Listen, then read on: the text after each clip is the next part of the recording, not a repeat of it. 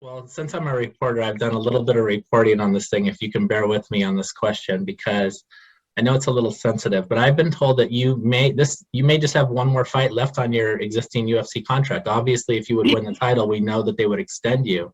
But would you ever consider a return to boxing if your UFC contract had ended? I heard that there has even been some interest from the Katie Taylor side, and that would allow you to go back to 135 and get that belt you just talked about. I'll tell you what, there's a lot that I think about, and that is one of those things. That's something I haven't been able to do, is go to 135. And, we actually were open and trying to get the fight with Katie Taylor before I actually retired. We were just kind of like, I don't know if they were ready to Is that take right? that step or whatever, but I mean, I got so focused on MMA, and that's where my passion was. And I truly feel you have to go with where your passion is, because you'll fight best with where your passion is. Not for money, not for attention or anything like that. But I mean, I miss boxing. It's always going to be part of my heart, and so you never know. Maybe I will go back. And a lot of these people are going also. A lot of fighters are trying to go back and forth, and nobody's doing it successfully. Yeah. I can't.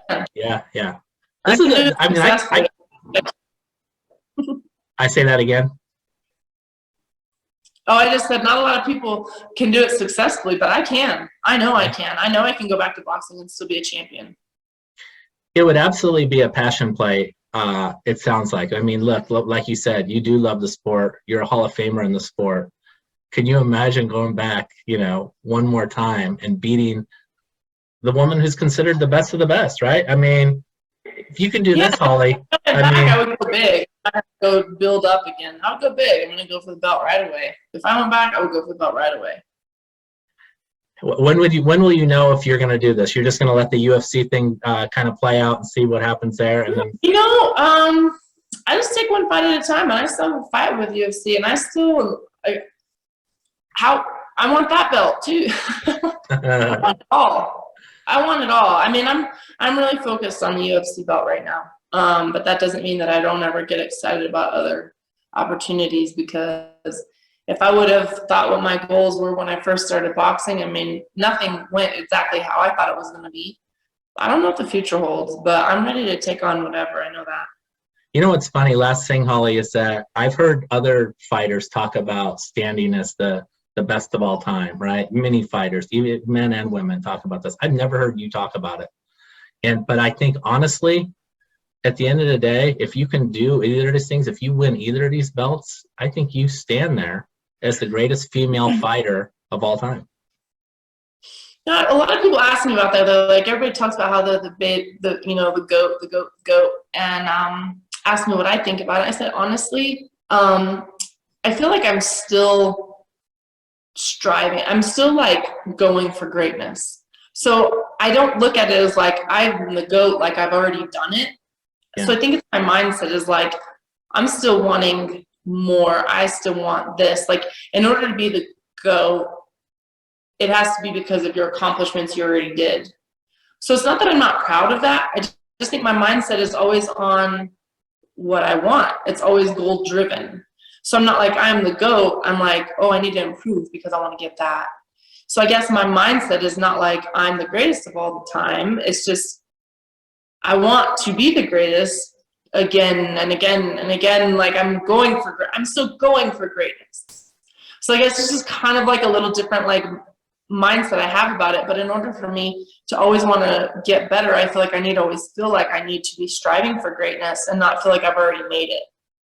Because if you feel you already made it, you're not going to go any further. In my mind, that's what I think. You don't want it to end? No. I don't know when it's going to end, but I still feel healthy. I still feel good. I don't even care if the only things that would ever get me to stop fighting, I've said this many times, my eyes, my brain, my spine. Other than that, I don't even care. Cut on my knee, cut on my arm, break my bones, that doesn't matter. If they told me, you know what, you're right now, you could go blind if you fight, okay, that changes things. brain damage, you take any more shots that could be permanent, okay. You know, your spine, like you have problems with your disc, if you have any more damage, this can happen, okay. Those are the only 3 things that I would ever retire for. I don't care about how beat up my body is at 40. I still feel stronger than I was in my 30s. I still feel just as motivated. I'm still right there to be for the title, so why would I quit? I still love it, that's number 1. But it would take a lot for me to get away from this sport. I mean, people have been telling me to retire since I was 32. It's like, good thing you didn't listen. Well, no, I'm so glad. You know, my dad told me one time too, he's like, you know, Holly, these people say, oh, I don't know how you do it, it's because they wouldn't. And that's why they're not doing it. And that's why they're talking about you doing it. And then so anytime I hear somebody be like, oh, you should retire, and I'm like, oh yeah, that's because you wouldn't.